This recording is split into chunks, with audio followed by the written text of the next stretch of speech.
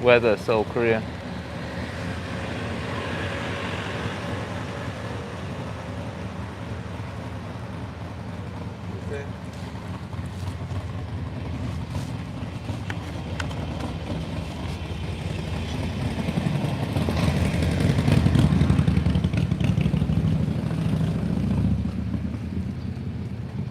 Okay. Done? Okay.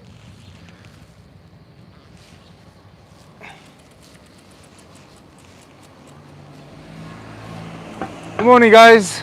Welcome to Korea. We're on our virtual morning e-bike tour. My name is Vincent. I'm here with WeRide and of course Kevin and our cameraman Taeyong. We're going to be looking around this district of Seoul today on the 24th, Friday the 24th of September. As you can see, I don't know if you saw our other broadcast, but I was wearing just a t-shirt in the last one. It's cooled down enough that I'm wearing my my jacket today. I'm thinking I'm probably going to take it off later on in the ride as it warms up. I'd like to start by hoping that you all had a really happy Chuseok. If you don't know what Chuseok is, I'll let you know on this ride. But we're just coming to the end of our Chuseok holidays here in Seoul. So let's see what's happening this Friday in the first Friday after Chuseok in Korea, September the 24th, 2021. Shall we get going?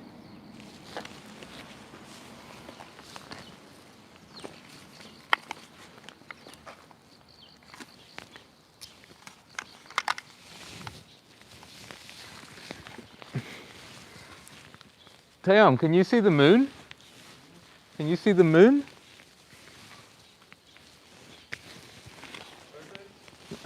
달 보여? 달. Ah, there you go. The moon is still up. It's a full moon because we're on, I think it's called a solstice of some kind.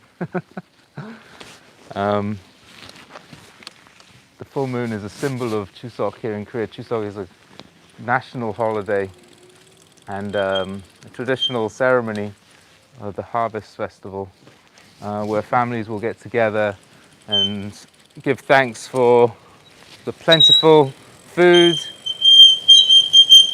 My Brompton's a bit squeaky today.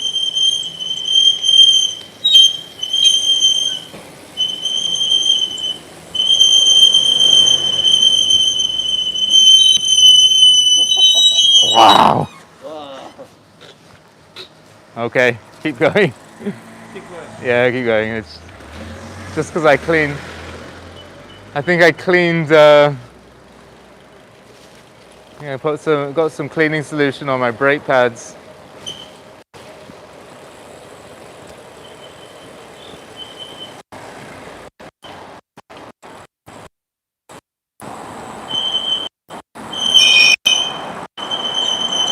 Wow.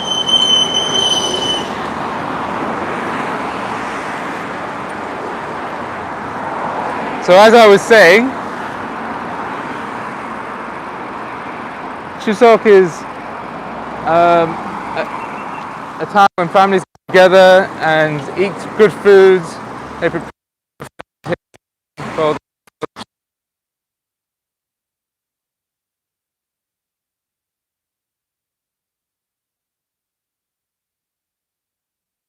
it's based on the lunar calendar. So this year it was 21st.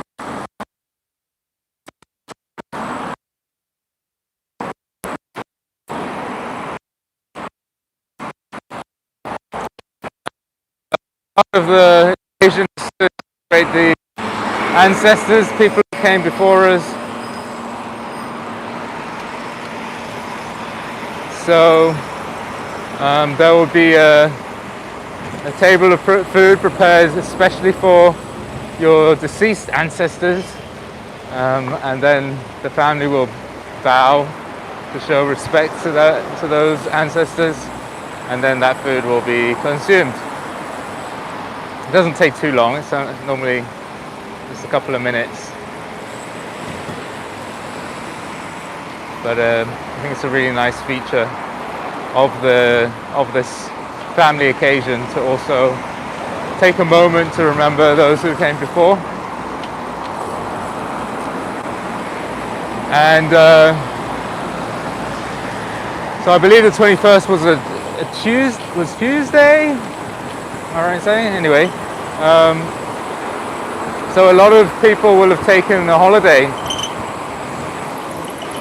extended to Thursday and Friday. So Monday, Tuesday, Wednesday were national holidays, and Thursday and Friday a lot of people will have taken the yearly vacation days, so that they can extend this holiday out for the full week. So I'm not expecting this morning's rush hour to be too busy.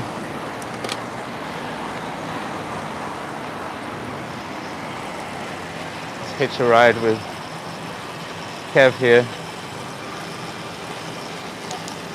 So yes, this is an e-bike tour, because if you book on our website www.weridekorea.com or www.wetourplus.com, you'll be able to see this item, the We Ride Morning e-bike tour, and all our customers will get e-bikes if they want them.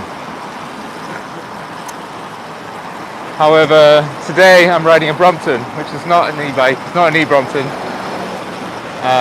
because the majority of this course is nice and flat. And I can always hitch a ride with Kev here, he's got strong legs.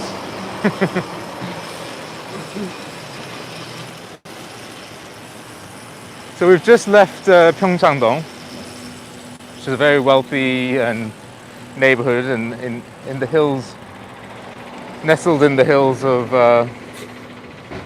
Bukhan Mountain. Behind us, Bukhan Mountain range. It's kind of like the Beverly Hills of South Korea, shall we say, of Seoul. And now we're riding towards deeper into this district, which is called Jongno, to a neighborhood called Buamdong, which is very famous for a number of reasons, and we'll be exploring those when we get up there. But one in particular is that it's used as a filming location due to its quiet nature, its interesting geography,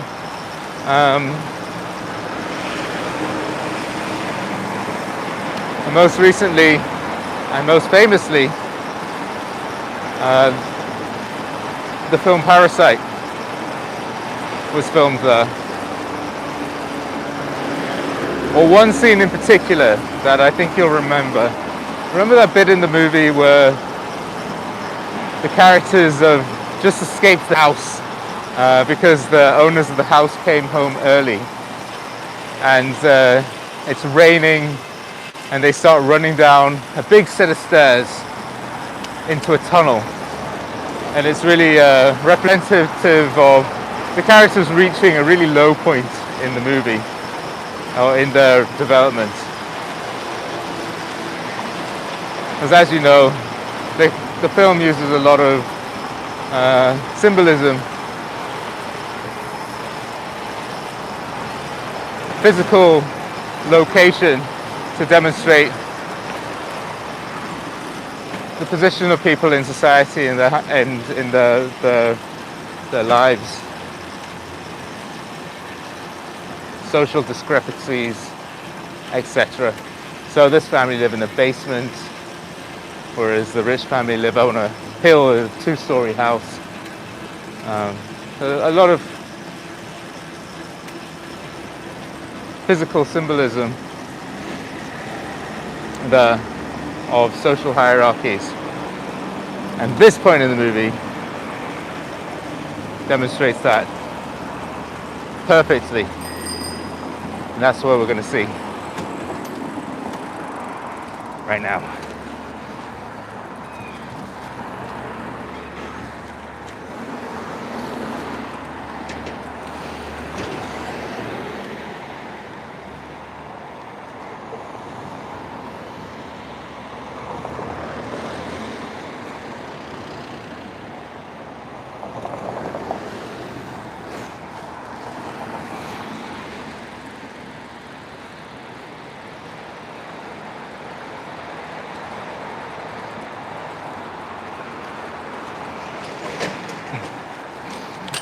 Ooh.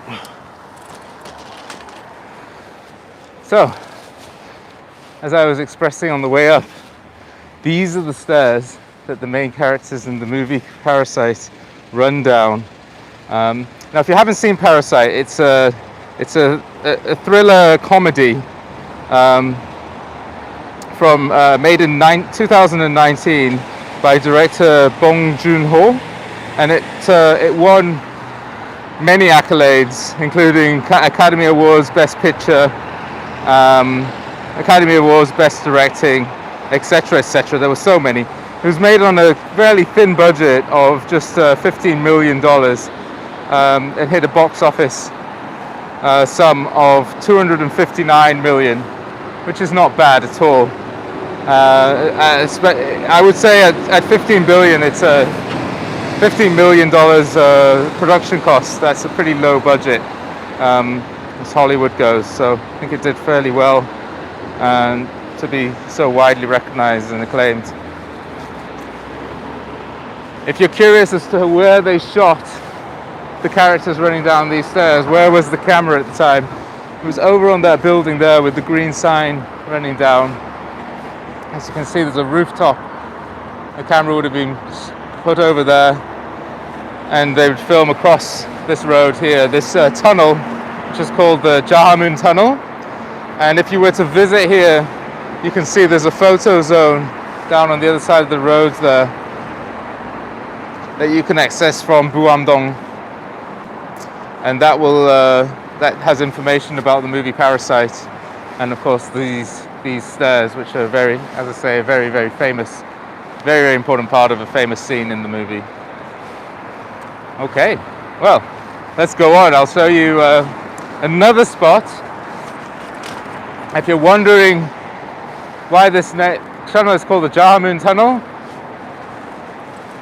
we'll soon find out, because our next spot is a very famous historical gate called Jahamun. It's actually called Changgimun officially, but it's also known as Jahamun, and that's where we're going next. Join me.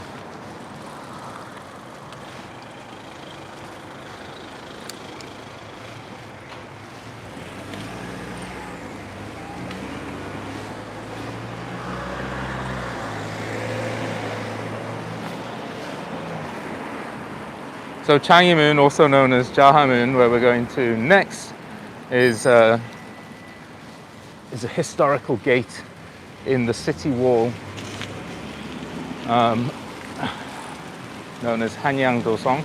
Hanyang-dosong literally means the wall of Hanyang City. And if you're wondering where Hanyang City is, well, we're heading into it right now. Jongro-gu, the neighborhood that we're going to at the Cheonggyecheon River, is very, very central to the ancient city of Hanyang, which was the capital of. You might know Gangnam as a district or an area in the city of Seoul, because of the very famous Psy song, Oppa Gangnam Style.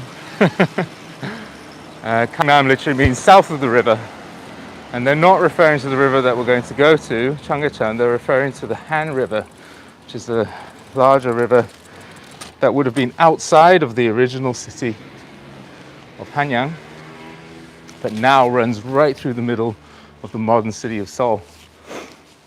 So that would have been way in the countryside, and to get from there over into the main city of Hanyang, you would have had to go through a big wall that went all the way around the city and through a gate, much like the one that we're going to be going through right now. However, you might find yourself going through the south gate, which is a big, very grand gate, or you might come in through the east gate, which again is a very grand gate. Speaking of which, the east gate is a gate that we visit on our evening e-bike tour, so if you're available, join us this evening for the evening e-bike tour, where we'll be visiting the East Gate. But if you were coming from kind of the northwest, you come through Changgimun, also known as Jahamun. And this gate through the city wall is not one of the larger ones. This is definitely a smaller one. But the reason why I think this gate's really special is because all the other gates have been demolished or moved or reconstructed in recent times, whereas this one hasn't been reconstructed since like the 16th century after a Japanese attack. So all of these components of the gate, especially the brickwork, are really, really old, and I think it's the oldest structure, oldest existing gate that exists at the moment. Take a look. Well, exists in Seoul, I should say. And as you come through the gates, you'll notice this beautiful mural on the roof. Each gate has a different depiction, whereas this one is depicting two chickens. Now, the comedian in me says it depicts famous food of this neighborhood, Korean fried chicken.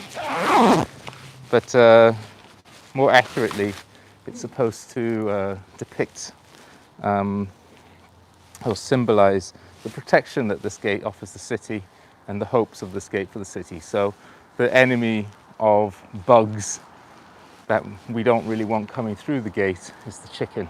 And they're supposed to catch all the bugs, all the pests that might come through the gate. Well,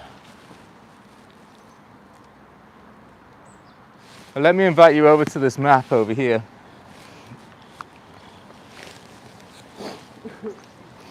As you can see on the map, this is where we are at Changilmun Gate, and this is the city wall Hanyang Dozong.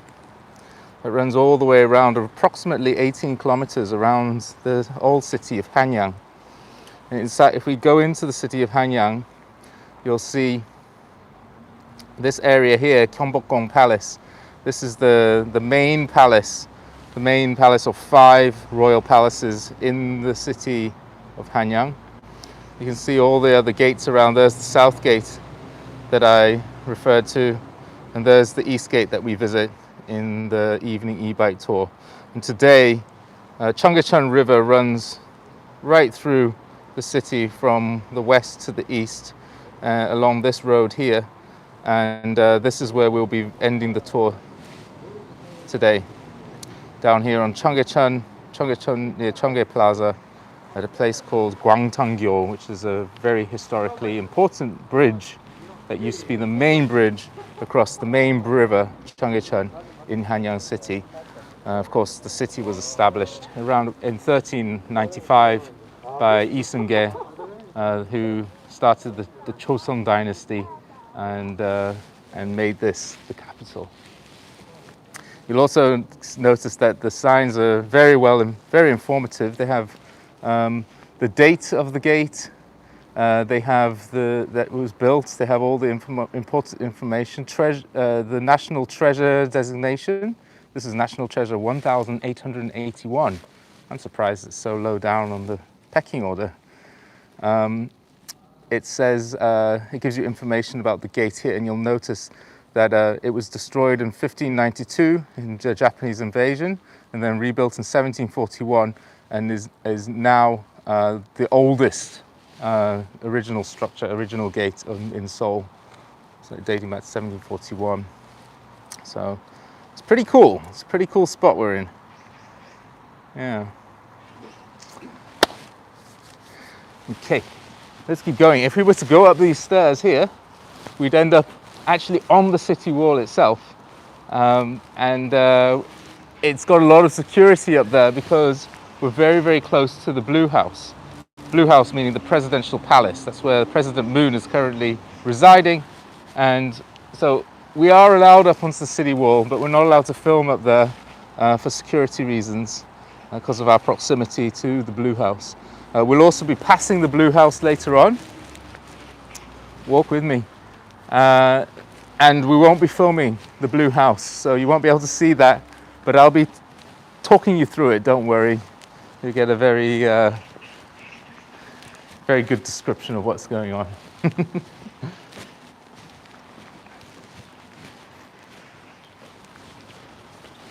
Oh, it's so refreshing. I don't know if you joined me for this tour in the middle of the summer. You know, in August, it was, I was panting. It was humid and hot. I have no idea what temperature it is now. Let's find out. Temperature, Seoul.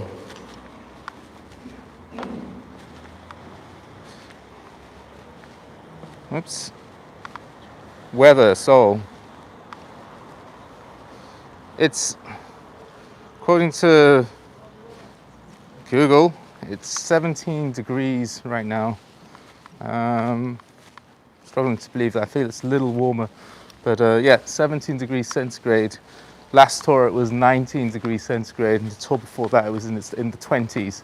So it's gradually dropping down. I'm sure it will warm up during the day. But it is actually quite nice to be a little chilly.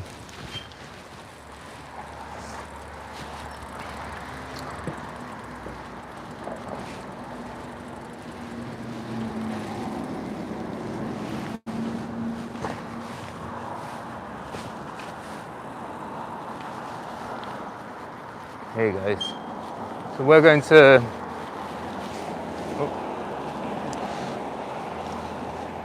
leave Myeongdong now and head down the way and across to the east side of the palace that I pointed out on the map. We're currently towards the west. We're going to swing across the east side and explore the other side of the city, well, the other side of the neighborhood.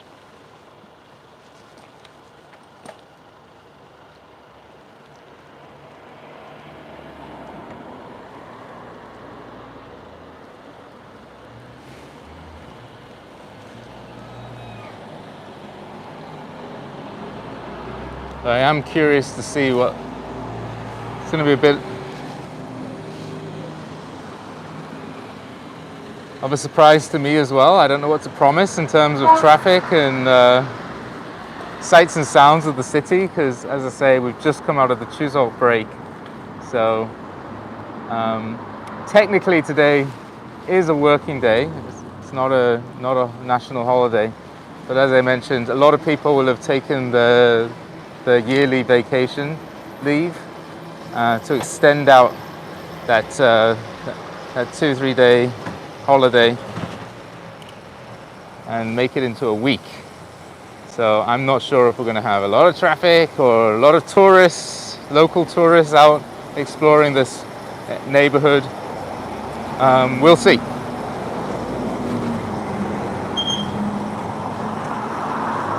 You certainly won't have as many people commuting to work as you normally get on a Friday. This hazy Friday, we're coming down off the mountain. Taeyong, you see that's the mountain that the city wall goes over, Inhwang Mountain. Maybe just make out the city wall up there on the mountain. And we're just coming down off that mountain into the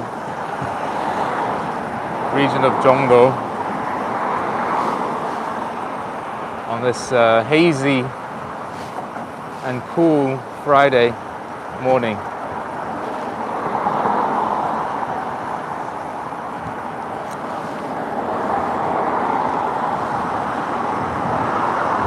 I neglected to mention the time. It's 7:30 right now. 7:30 on Friday the 24th of September.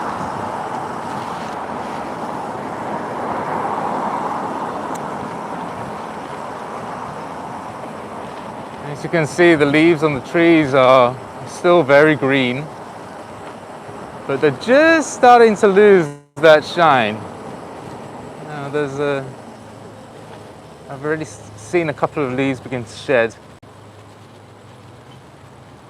These are all, this tree is lined with ginkgo trees. And if you were to look closely, you'd notice that there's fruit all over these trees that hasn't quite dropped yet. And that's inside that fruit is it's like a little orange fruit, about the size of a hazelnut. And inside that fruit is a nut called the ginkgo nut, which you can grill and eat. You shouldn't eat too many of them. Apparently, they're quite toxic if you eat too many. But you can grill them and eat them in small quantities. They're good, very healthy, good for you. Or they also go in as a dressing in soups. Here in Korea, it's called unheng, from the unheng namu, unheng tree. And they're wonderful trees. Some of them date back like hundreds of years. They're very resilient trees.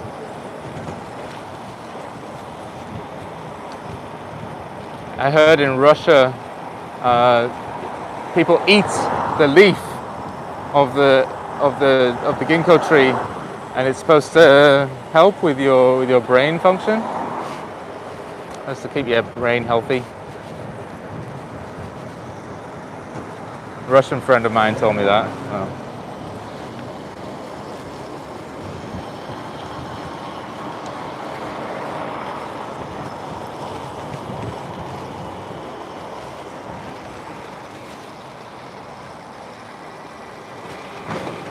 Yeah, you might be wondering what's happened to the image. Why is the camera gone blank? Well, it's because we're now cycling up the bicycle lane in front that passes from the West Village to the East Village, behind the Royal Palace, the Kombokong Palace, and in front of the Presidential Palace, known as the Blue House.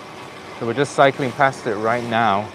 It's directly behind the north gate of the Royal Palace, and we're surrounded by security guards, some of them dressed very officially in white uniforms with very military looking hats, looking very smart, white gloves, and others are dressed more casually in kind of like a casual, smart casual suit. Not hidden in any way. They're clearly security guards, but they just look less intimidating. And then others are wearing red berets and blue military uniform, and holding what looks to me like some kind of machine gun. It's quite large and very intimidating. So, yeah, I know who I'll be asking for directions.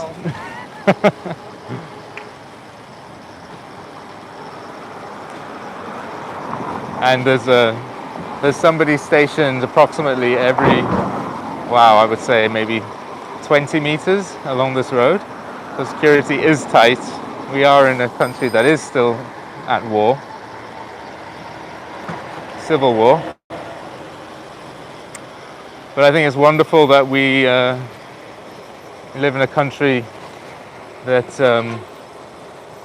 feels it's important to put this symbol, this bicycle lane, right in front of the presidential palace. I doubt the president uses it himself. Although, you know, he may be a cyclist. President Roh Moo-hyun was an avid cyclist, I heard. But the bicycle lanes were built predominantly in the period of the two presidents ago. His name was Lee Myung-pak, President Lee Myung-pak, President Lee, and during his time as mayor of the city of Seoul and president of Korea, most of the bicycle lanes in Korea were built. Although this year they've done added a lot of new ones, and we'll be riding along one of those later on in the tour. The more famous ones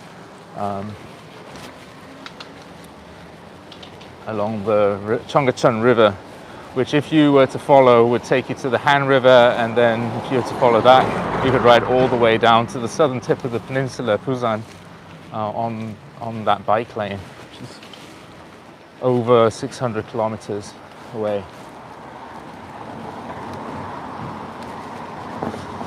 On my right-hand side here, should we go in? Let's go in. My right hand side here, we're just traversing the edge of the Museum of Modern and Contemporary Arts, MMCA, which is built, it's a contemporary art gallery that you'll find inside this building here, which used to be a military hospital, and this building over here, which is kind of an extended extension from that older building, that red brick building over there, which was part of the national security, like the Ministry of a military-related national security building. You can see maybe see in the background the mountain that we just came from, Inhuang Mountain, and you can see that little white line kind of drooping off the large rock on top. That's the city wall coming down towards the west gate, and there's a military base up there monitoring the city and protecting us. And of course you might be able to make out the full moon, which is characteristic of this period of the year, Chuseok here in Korea.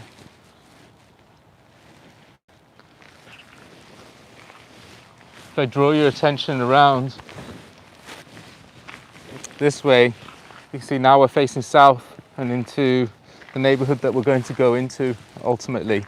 You can see the Seoul Tower, that's on Namsan, and that is the southern extent of the original city of Hanyang. So we just came from close to the northern extent, we're riding south towards that would be the southern extent. So as we saw on the map at Changjimun, the city wall goes over this mountain and across down to the Namsan mountain, you can see in the distance there.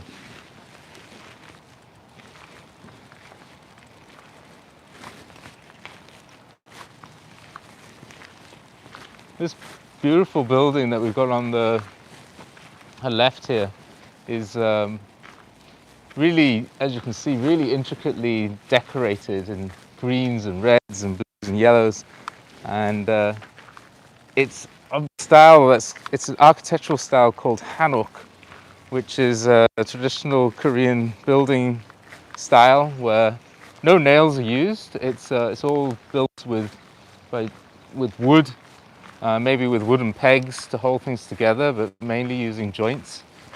And then it's got the tiled roof, and this is called the Hanok. But this is a special Hanok because it's related to the royal family, and I know this because it is very, very colourful and decorative. There's greens, blues, yellows, and reds. Normal Hanoks for everyday people wouldn't be so decorative. They are constructed in a, well, to the uneducated eye, like myself, they look quite similar, or they have similarities in that they're made of wood and they've got these beautiful tiled roofs. However, they don't have the decoration and the color that you see on the buildings related to royalty, such as the royal gates that we came through earlier, Changmun, or Changjimun, and that building there, which was actually a kind of an official building during the Joseon dynasty that kept records of the royal lineage and kept the ceremonial attire of the king was stored in there. And this neighborhood is known as Bukchon, or the East Village, and it's famous for those Hanok style buildings. Where we're heading now is through this commercial area full of coffee shops and small boutiques and food. that would normally be bustling with tourists, and we're heading towards the Hanok Village. Now, the Hanok Village is not a museum. It's a place where people live. It's a residential neighborhood. But it's visited by tourists because all the houses, or a lot of the houses, are of this traditional style known as Hanok architecture. What many people will do is rent a hanbok, which is the Korean traditional clothing.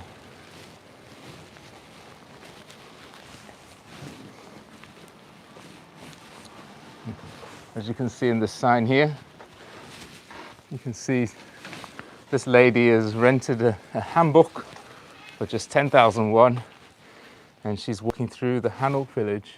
This was a really popular thing to do in this neighborhood, and still is, not just with foreigners but also Koreans as well, because this isn't your typical hanbok. It's quite a decorative, pretty design. A lot of people like to just borrow the hanbok and go out on a little photo shoot in this neighborhood.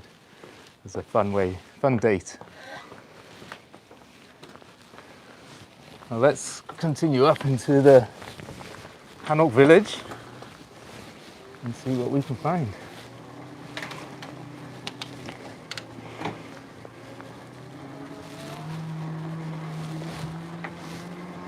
I was just recently in a city called Cheonju, which is further south on the peninsula, kind of southwest. And Cheonju also has a very famous Hanok village, which is a little bit larger and more commercial than this one that we're going to right now.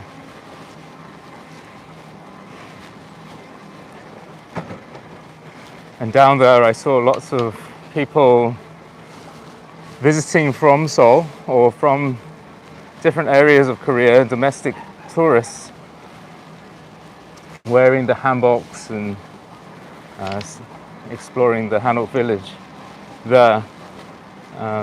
Because here in Korea, hanboks are not worn, especially such decorative and interesting design ones, not really worn on a day-to-day basis. They're worn only for special occasions, and the ones worn on special occasions are a lot more formal.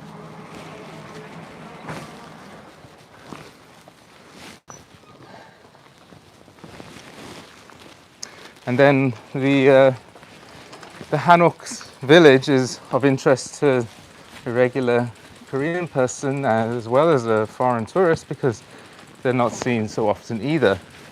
The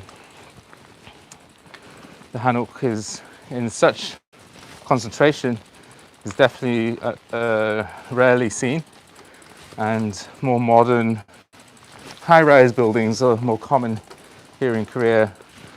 The more common residence is an apartment these days. That would be the choice of living, ideal living for most Korean residents. Hanoks require a lot of upkeep. It's probably not the most efficient use of the land, and there's no underground parking in this Hanok, and there's no garbage disposal, all those modern conveniences you don't find here. Personally, I would love to live in a house like this. I think it'd be really, really romantic. Yeah. Beautiful rooftops. And the lots of subtle design features that go into these buildings. Attention to detail is really beautiful. And the lightly finished raw pine wood.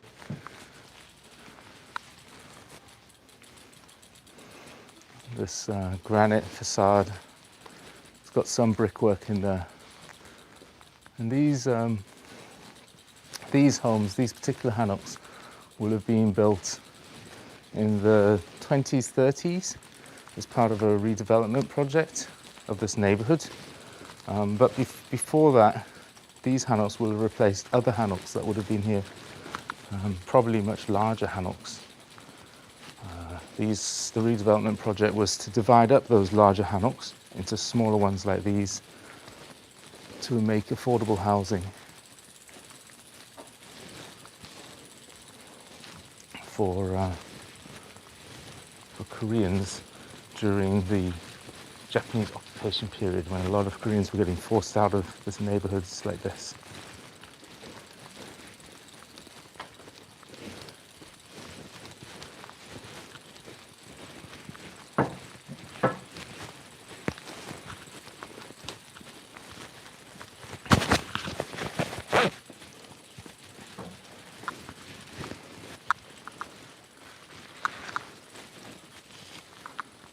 So if you glance down to the right, you can see the contrast between the historical structures and the modern buildings in the background down there. And that's the downtown Myeongdong. And the reason I'm keeping my voice down is because I can hear people just waking up and I don't want to disturb their morning.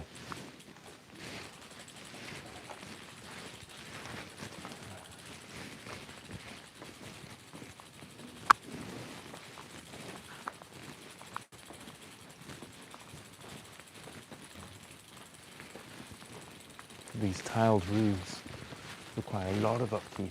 There's always some construction of some sort going on here, either fixing the wood or repairing the walls or seeing to the tiles on the roof.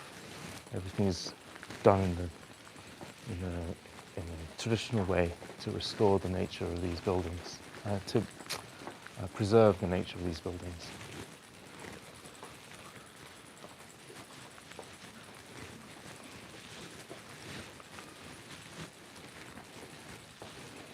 Now, back in the 18th, 19th century, these Hanok buildings probably would not have had the tiled rooftops that we're seeing here in other areas of the city. This is still a well-off neighborhood, so it has tiles on the roof, but more commonly used would have been thatch roofs, grass thatch roofs would have been the more common rooftop material. Okay. Sorry, what? Oh.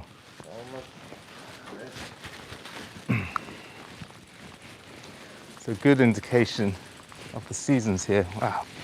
Morning bright, light is bright. This is persimmon. This is a persimmon tree, and those are persimmon fruits. And they're kind of, I would say, they're half orange, red, and half green at the moment. So when they're green, they're not ready yet. When they go orange, they're still not ready, but they're almost there. When all the leaves drop off the tree, that's when you can pick the fruit, and it's very soft and very, very sweet, like honey. So soft that you can eat it with a spoon. And what some people will do is they freeze the fruit and eat it like an ice cream later on in the winter. There's lots of condiments and dishes made with persimmon. It's a wonderful fruit, but if you pick it too soon, if I were to take that right now and take a bite out of it, I probably wouldn't be able to talk to you for the rest of the tour. It's a very astringent, I think it is. It's a very rubbery taste, and it really does make you pucker up. And there's two types of persimmon that you find here in Korea. One of them is ready to eat right now, and it looks more like an apple. It's a small round shape. You just peel off the skin and you can eat that all crunchy. Very sweet, very fresh. And the other is this one. This is known as that one's known as the tanggam, and this one's known as daebungam, which later becomes hongshi when it's more ripe. So yeah, we have to wait for probably another month before we can start enjoying that fruit. But definitely a symbol of the season.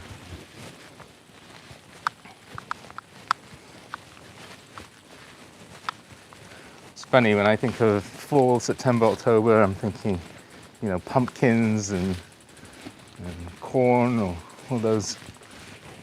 Corn's really more an American thing, but potatoes, jacket potatoes, and chestnuts.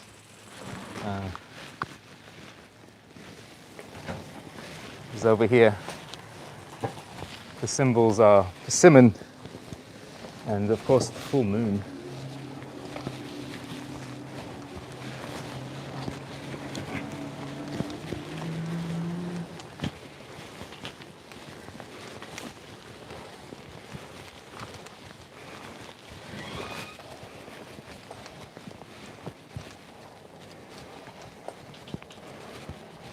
There are others, like the rice cake, songpyeong.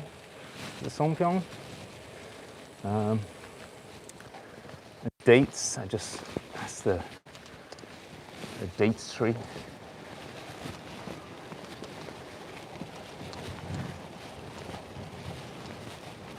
Rice cake is made by smashing rice,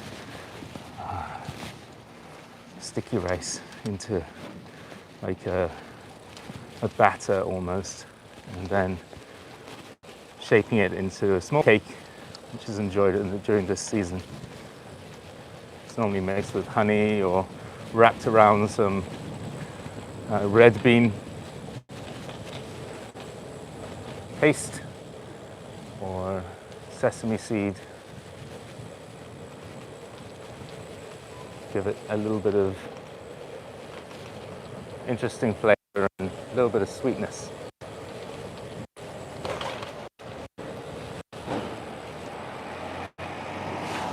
Sometimes it's mixed with weed called suk. Is it suk? Suk. And it's basically a green. Looks a bit, and it's got a very kind of fresh taste to it, and that's often mixed with the rice cake. When smashing the rice, it's mixed in, smashed with the rice, and it makes the whole thing go like this very rich dark green. So maybe later on in this tour, if we're lucky, definitely during the evening e-bike tour, we'll be seeing some of those rice cakes, maybe even trying some. So do join us for our evening e-bike tour. Enjoy the rice cakes, the green rice cakes with us, which is another symbol, another common sight, especially during this season, this holiday season of Chuseok here in South Korea.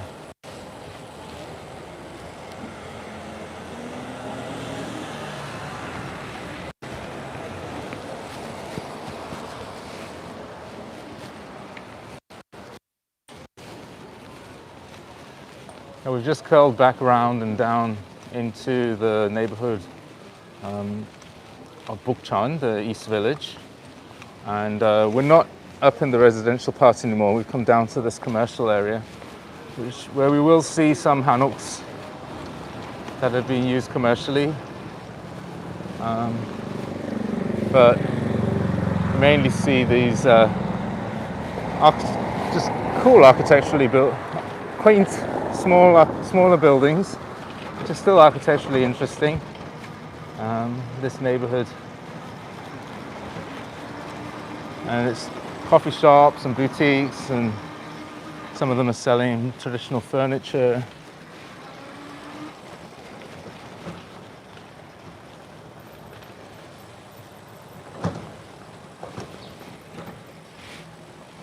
And then, of course, there's the mayor of Seoul, who resides in this neighborhood as well. There's the prime minister, who resides in this neighborhood, and most of his home. And the presidential palace is just, as you saw earlier, we just went past it. So lots of, one might say that this is still the seat of power here in Korea, as it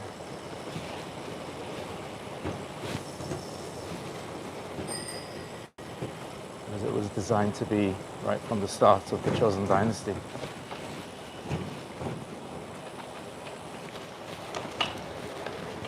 We're going down this road, Yunboseon-gil. Named after Yoon Boseon, the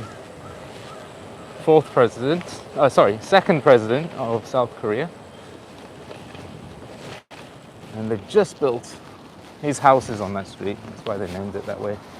And now we've just made a slight detour into this, which I believe is called the Craft Museum. It's just been recently built. Beautiful building.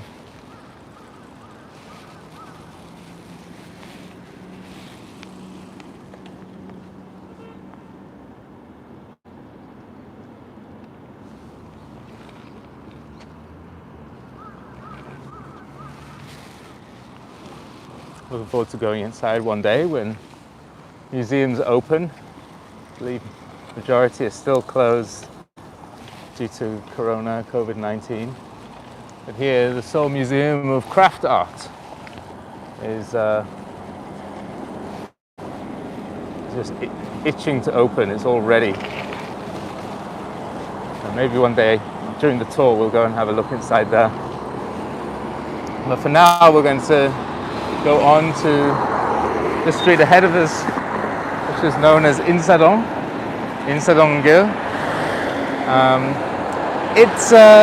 It's a market street, a smaller market street that heads towards the main street of Jongro, which would have had the main shops here in the city centre. Still does and always was. But this smaller street is a space where the people who resided in the neighborhood we just came from would come down to sell their goods, sell their wares, sell their belongings. And as a result of Japanese occupation, a lot of the residents of this neighborhood chose to sell their properties and family heirlooms, furniture, etc. at this market here, the nearest to their house. And so to this day, it's still famous for antiques and very traditional Korean artifacts and things that you can buy here. So it's quite touristy in that people will come to see those artifacts and also get a souvenir to take back home with them. Of course, at this hour, it would inevitably be quite quiet. Oh, it's 8 o'clock already. I'd expect a few more people in the streets, but the shops are not open yet. And I imagine this neighborhood has been struggling since the drop in tourism.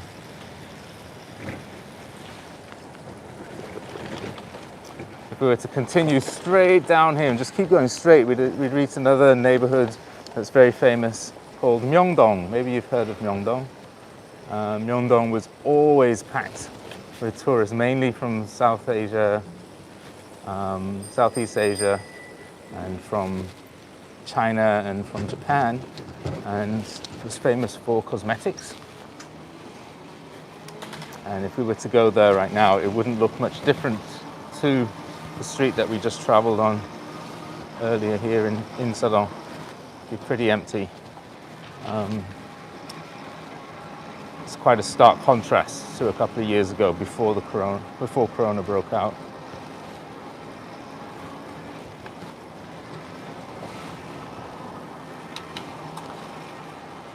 So we've just left Insadong Street and we're heading to a Buddhist temple called Jogesa.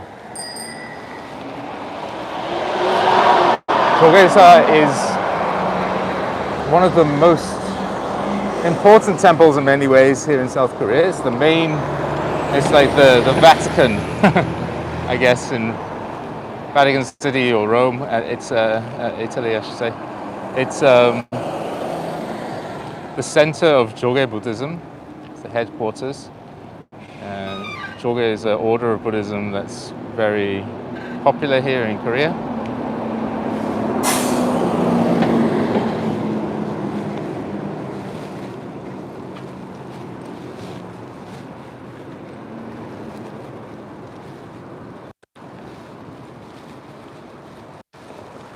And we're going to enter the temple through the front gates here.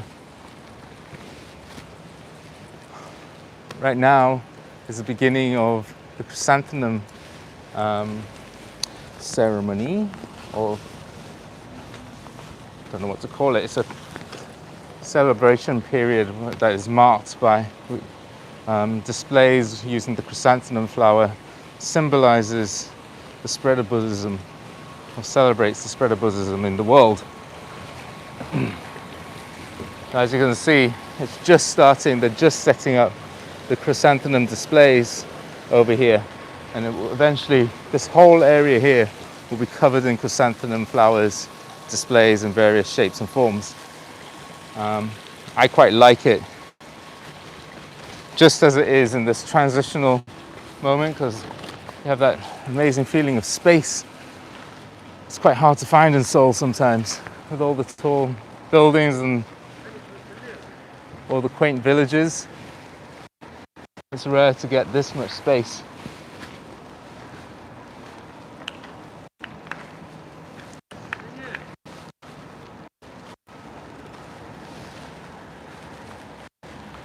Just being called over to park my bike.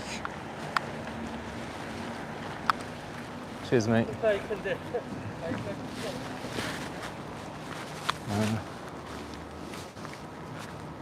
So looking at these chrysanthemums, it looks like they're just little bushes here, but the flowers are yet to bloom. They will bloom shortly. See, they're on the edge of blooming, and you can imagine how many flowers will be on this bush eventually. Looks like these are all going to be components of a chrysanthemum tree that they're going to make over there. That metal framework should be quite spectacular.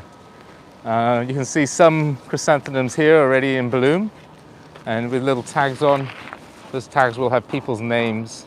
They made a donation to the temple. They get a little tag, and they get to put their name on one of the chrysanthemums. The tree that we're looking at in the background here is a white lacebark pine. It dates back over 500 years. It's quite a spectacular organism. And then, of course, there's Jogesa Temple to the rear with the intricately decorated exterior. Now, I told you earlier that you only see this in royal buildings. Well, it's not just royal buildings, it's also buildings related to Buddhism as well. They do have this decorative out exterior, but it's slightly different. If you look closely, you'll see there's depictions of creatures and people, or figures that look like people, and Buddha. You don't see that you don't see those so much in the royal buildings, maybe as a mural, but not on the exterior of the building. And these images tell the story of the Buddhist text.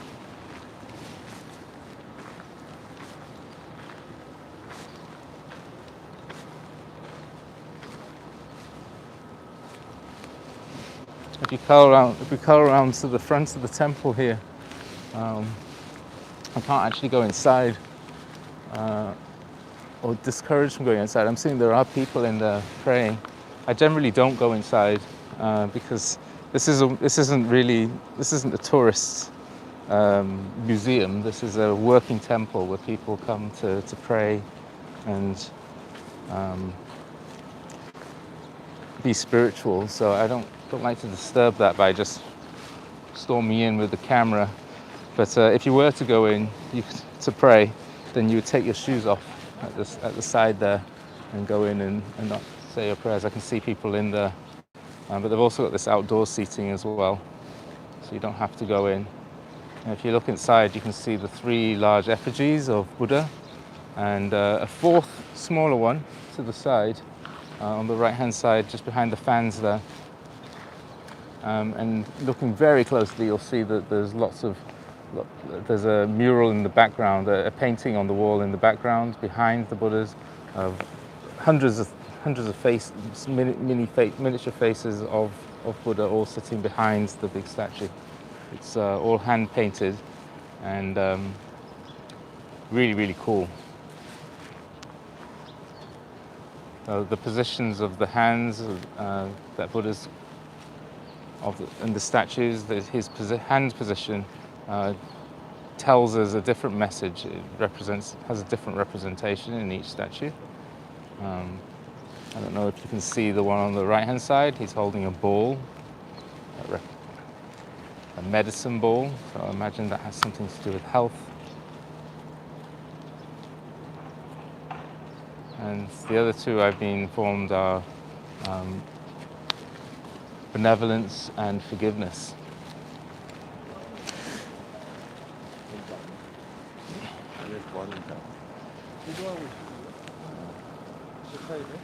One of the things I love about the temple here is the contrast between the modern and the traditional. You can see there's a TV news station in the background, Yonhap News, and quite a modern glass structure up against this here, the traditional temple, Jogesa. Quite a stark contrast. So how are we doing for time, guys?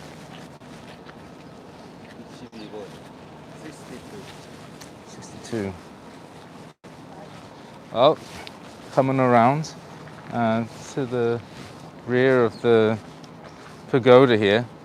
This is an area where people come to light incense and offer prayers and light candles. It's also a place, it's a children's play area back here as well. So. If you were here with me, you'd smell the beautiful aroma of incense. As you can see, Kevin's lighting 3 sticks of incense here.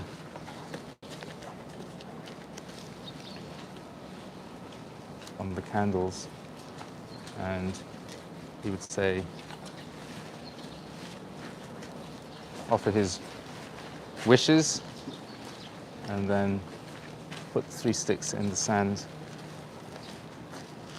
And the release of that smoke should release your prayers and hopes and wishes into the world, the heavens.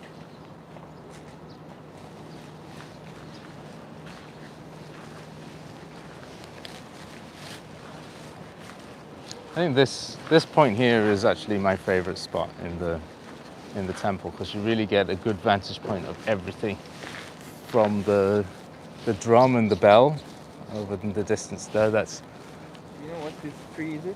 Oh yeah, there's the pagoda and the temple and the tree, over 300 years old. So we have the nature, the tradition, the religion and modern Seoul as well in the background. This really is a summary of the spot. Over here is another symbol of of the season. These are dates. It's the first time I had a date in a while. So this is The birds are eating the dates. oh yeah. You see all the birds are enjoying. Birds are enjoying the dates, but we can actually pick the green ones and eat those fresh.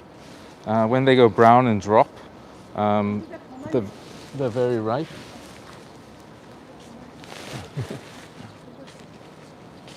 And these will be dried and used throughout the winter in soups and rehydrated for soups and or just eaten dry as a snack. But if you eat them fresh, they're really nice and fresh at this time of year, and it's one of the few times of the year you can do that. There you go, one's just dropped. Was it this one? Not this. Yeah, this. Yeah. Doesn't really have much of a smell. It's a bit like an apple, actually, at this point. It's a little bit like, it's like a tiny apple, isn't it? If you open it, except if you open it up, it's got this seed in the middle. Like, oh, it's definitely not an apple. It's a date. It's got this hard seed in the middle there. Right. I used to play basketball, so I'm fairly sure I can get one of these. Ready?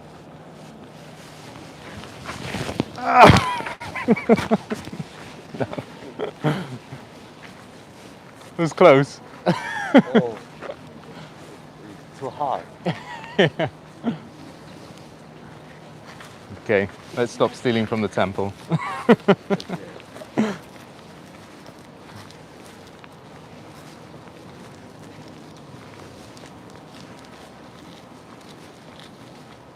I guess the tour is over. Yeah. How was the ride? Not hot at all. No, yeah, that's the main takeaway from me as well. I mean, we've done this many times this year, and it's, you know, the content of this tour is really wonderful, and it's always changing, really interesting for us as well, even though we've seen it many times. But I think the thing that stands out the most in this tour today, as a stark contrast from all the others, is it's so nice and fresh right now, not hot at all. Yeah. Well, let's ride over to Gwanghwaeton Bridge. Do we have time? Yeah. Yeah, let's ride over there. We'll give you we'll wrap it up at Gwanghwaeton, which is a bridge over Cheongcheon River. Since I told you so much about it during the beginning of the tour, let's head over there, and you'll get to see that main road, that main shopping street, the main street of this district, Jongdo.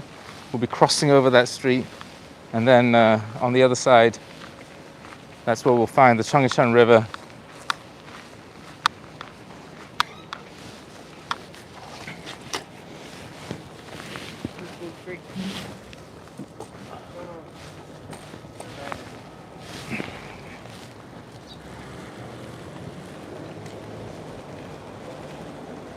There's a lot of people at the temple today. I don't know whether it's associated with Chuseok or... I don't recall seeing quite so many people at the temple last tour.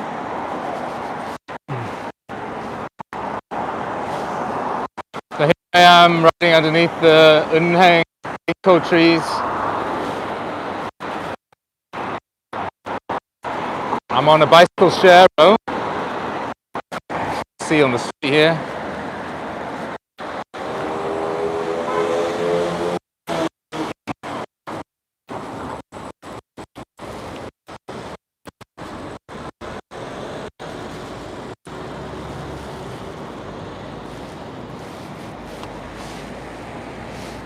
You can just see the Jongdo Tower poking out from behind this building here. And this is a symbolic, very famous structure here in this neighborhood, Jongdo Tower. Actually, the top floor of that tower is separated out from the rest of the building, so it looks like there's a big hole through the building. And then again in the midsection, there's also another separation there. So it's divided into three parts, which gives it its interesting look.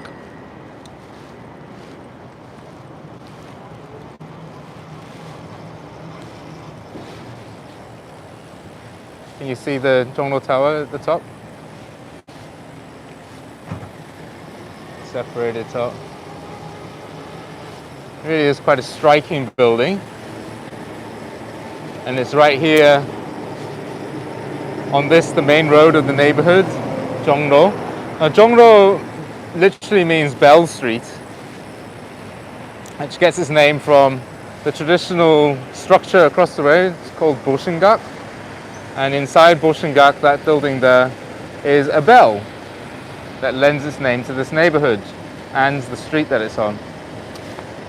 That building, that structure was used to communicate with the citizens of the city before the internet and television, newspapers, etc. So during the Joseon Dynasty, it would be used to tell people what time it was. It would ring every hour. It would used to tell people when the gates were open, when it was curfew, etc., etc. So as a means of communication. In modern Seoul, this street that we're crossing now will be shut down during New Year, and this is where the New Year is rung in. It's like the Times Square of Seoul. There is actually an actual Times Square called Times Square, but I'm referring to New York. You know, when New York they have the countdown in Times Square. Well, here in Seoul, the countdown is at Boshingak, and the bell is rung. And this is the bike lane that I was referring to, that runs all the way along the Cheonggyecheon River, and I'm riding west at the moment. But if I'm going to cross this bridge here, Gwanggyeong, and on the other side is exactly the same bike lane. That would take me east and eventually to the Han River. Then I could ride to Busan if I wanted to along that bike lane. It's pretty cool.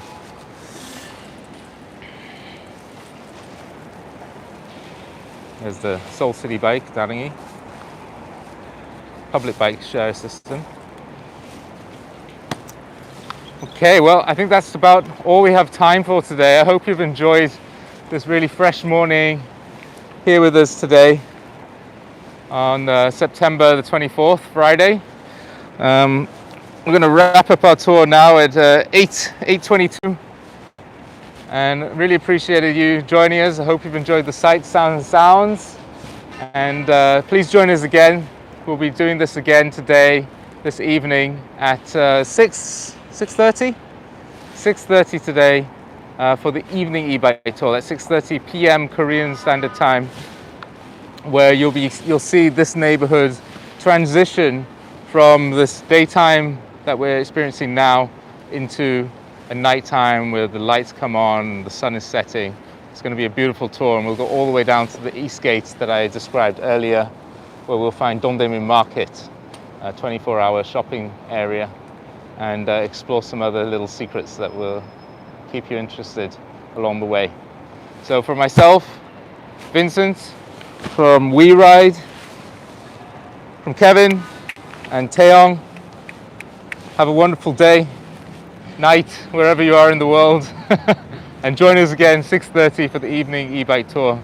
Cheers.